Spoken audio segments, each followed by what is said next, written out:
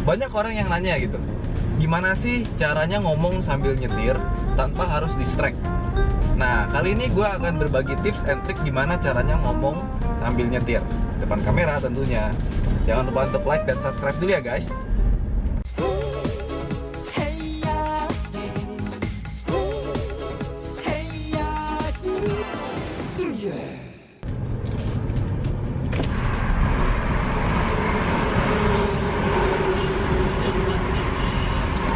Makasih mbak. Hai and welcome to my vlog. Ya, ini adalah vlog ketiga gue. Jadi gini, Om Mobi dan kawan-kawan itu sering nanya, kok lu bisa sih Wan ngomong sambil nyetir, terus sambil lihat kamera lagi kadang-kadang. Jadi gini, memang gue akuin untuk melakukan hal ini itu bukan pekerjaan yang mudah. Harus beberapa kali latihan dan harus tahu trik-triknya juga gimana caranya ngomong sambil nyetir. Kalau kita lihat juga ya, kalau kamu suka nonton Top Gear itu kalau adegan lagi nyetir itu paling cuma 10-15 detik, jarang sampai 20 detik ke atas. Biasanya habis ngomong di mobil, habis itu di-cut sama VO, voice over, ngomong lagi, voice over lagi. Jarang yang dia ngomong secara terus-menerus sambil nyetir gitu. Tapi emang boring juga sih kalau kayak gitu kali ya. Nah, gue mau memberikan beberapa tips gimana sih caranya nyetir sambil ngomong di dalam mobil. Ini karena gue udah biasa, jadi buat gue udah bisa dibilang nggak berbahaya ya, karena gue bisa sambil konsentrasi mengemudi sekaligus sambil ngomong depan kamera. Jadi gini, pertama, kamu harus menganggap kamera itu adalah teman kamu. Ya kalau misalnya Subasa itu kan bilangnya gini, bola adalah teman, ya kan? Karena emang profesinya pemain bola gitu kan. Kalau mungkin main gitar, mungkin dia ngomongnya gitar adalah teman.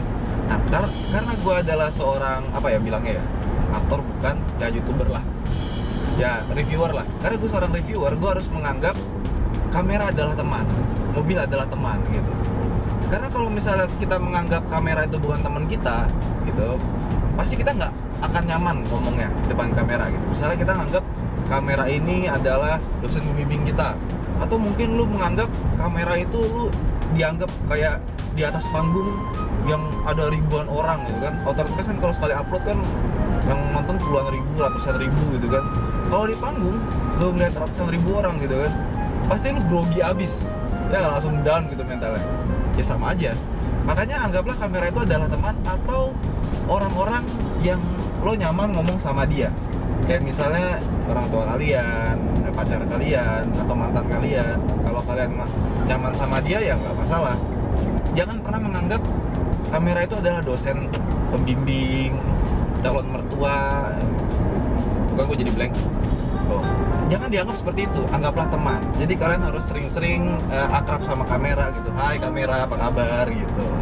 Harus dianggap seperti teman. Dan yang kedua, sebagai reviewer mobil, lo harus passion tentang mobil. Sebagai reviewer HP, lo harus passion tentang HP. Jangan lo nggak suka mobil dipaksa ngomongin tentang mobil, kecuali emang lo aktor profesional banget yang udah sering ngomong depan kamera, udah sering nyetir sambil ngomong gitu, baru. Nah, kalau kalian nggak passion itu susah, karena mobil itu banyak data spesifikasinya dan lo harus punya feel mobil itu enak apa enggak. Gini misalnya, ini Mitsubishi Pajero Sport ini dia punya mesin 4N15, tenaga 181 horsepower, yang lama 178, yang lama tuh namanya 4D56, dan torsinya sekarang 430 Nm, yang lama 350 Nm. Jadi kenaikannya 80 Nm, besar. Nah, gue bisa menghafal itu semua. Itu nggak perlu dihafalin satu-satu gitu loh, lihat brosur, dibaca lagi, diulang-ulang. Gue cuma cukup disodorin aja, gue udah bisa langsung hafal, udah langsung di luar kepala, karena gue passion di situ. Kalau gue nggak passion, misalnya gue lagi nyetir, terus suruh ngomong tentang biologi, ini apa tendon, apa segala macam, ya gue nggak bisa, blank langsung. Karena gue suka mobil, ya makanya gue ngomongnya lancar banget di depan mobil, kayak gitu.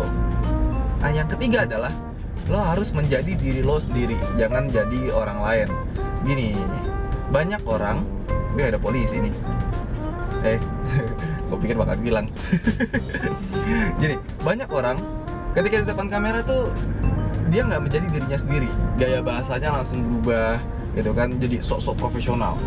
Jadi kayak lu nonton Dunia Dalam Berita, gini, ya bersama saya Ridho Hanif Rahmadi, kali ini kita akan memulai vlog. Kalau gue nggak bisa kayak gitu, gue bahasa sehari-hari gue kayak gini, dan karena gue menganggap kamera itu adalah teman, ya gue menggunakan bahasa gue yang gue pakai sehari-hari kayak gitu. Jadi gue menjadi diri gue sendiri, terus paham apa yang akan gue omongin, dan juga gue tahu kalau kamera itu bukan siapa-siapa gitu. Gue nganggap itu teman. Ya jadi natural. Kita jujur sama diri kita sendiri. Jangan terlalu scripted gitu kan. Script perlu gitu, misalnya buat poin-poin apa yang misalnya pertama kita mau ngomongin interior, yang kedua mau ngomongin speedometer dan lain-lainnya, itu perlu. Tapi jangan kayak scripted kayak kita baca naskah gitu. Itu nggak asik. Serius, itu nggak asik banget. Kebanyakan orang kayak gitu karena dia nggak nganggap kamera itu adalah teman, dan lu nggak jadi diri lu sendiri. Nah, dan yang keempat tentu aja latihan, practice. Kalau kata Toyota, practice make perfect. Toyota F1 ya. Tapi sayang sekarang Toyota nggak ikut F1. Mahal, Bo. Lihat aja tuh, McLaren sekarang sama Honda kalah mulu. Lah, kenapa jadi ngomongin itu? Nah gini, latihan. Gua ini 2 tahun loh untuk bisa ngomong dengan lancar kayak gini. Ini video dari pertama sampai akhir itu sama sekali nggak gua cut, jalan terus kan. Nah itu butuhnya 2 tahun. Dan itu gua googling, gua cari di YouTube gimana sih cara ngomong. Sampai Top Gear bikin kan how to be Top Gear presenter, ada videonya di YouTube, dicari aja. Itu gue perhatiin gimana sih cara biar bisa ngomong yang bagus gitu. Karena gue passion di sini gitu. Gue pengen jadi reviewer, gue pengen nyobain mobil-mobil bagus gitu kan, seru gitu kayaknya. Nah, itu butuh latihan. Kalau kamu mau latihan itu gampang aja. Kamu beli ini docking buat smartphone di mobil, tempel di kaca, taruh smartphone, pakai kamera depan, biar kamu bisa ngeliat diri kamu sendiri gitu. Gimana sih kalau kita lagi di depan kamera gitu kan. Terus sampai rumah, kamu coba pakai earphone, habis itu di play. Kayak gimana sih kalau kita lagi di depan kamera gitu, malu-maluin atau enggak gitu kan. Nah, yang keempat ini yang kelima. Yang kelima, kamu harus tetap safety. Kalau kamu masih pertama kali kayak gini ya, usahakan ada seseorang yang mendampingi kamu di sebelah kiri. Syukur-syukur dia adalah orang yang suka mobil juga, atau enggak syukur-syukur dia orangnya yang kamu bisa percayalah. Jadi kamu kalau ngomong itu depan kamera tuh nggak grogi gara-gara ada dia gitu kan. Jangan ajak calon mertua, ntar kamu grogi beneran. Jadi gini, kenapa butuh 1 orang lagi gitu? Karena kadang-kadang kalau kamu masih latihan, itu ketika kamu ngomong depan kamera kasihkan, itu depannya lupa kalau kamu sedang nyetir. Takutnya nanti tiba-tiba ada mobil lewat, tiba-tiba ada motor lewat, terus tabrakan, kan nggak lucu gitu. Jadi kalau dulu gue pertama-pertama biasanya ada Mas Idui, kameramen kita, itu dia nggak ngeliatin gue, dia sambil megang ke sini, tapi dia sambil ngeliat ke depan. Takutnya ada apa-apa gitu kan, dia ngasih tahu gitu.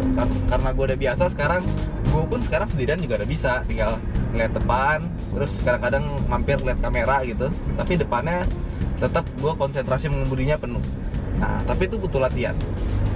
Dan yang terakhir ya, boleh dikasih tau ya. Jadi gini,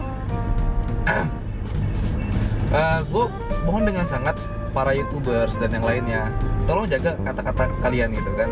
Banyak YouTubers tuh yang kayak ngomongnya tuh pakai bahasa binatang luar gitu. Kayaknya santai aja. Emang itu jadi diri lo sendiri gitu. Kalau emang lu tiap hari kayak gitu, ya nggak masalah. Tapi kalau di YouTube, karena lu publish video ini, itu semuanya bisa nonton, termasuk anak-anak kecil.